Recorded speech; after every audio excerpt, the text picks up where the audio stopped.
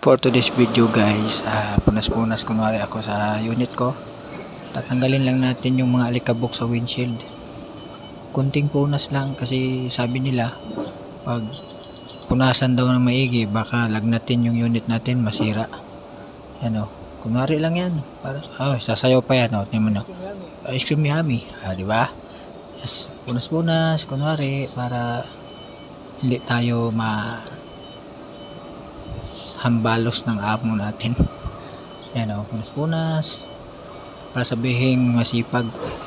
Last punas nyan guys 2024, ngayon 2025 na. Unang punas yan ngayong taon, una at huling punas yan. Isang beses lang sa isang taon yan pinupunasan. Ayan o, narinig yata ako, isang beses sa isang taon lang yan guys, diba? Ayos, okay lang kasi gwapo naman daw yung driver.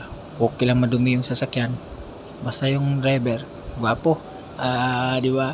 Siyempre content natin to guys eh. Kaya tayo dan bida. Alang ang content natin, tayo pa yung agrebado, di ba? Tingnan nyo. Napaka-serious yan. Oh, di ba?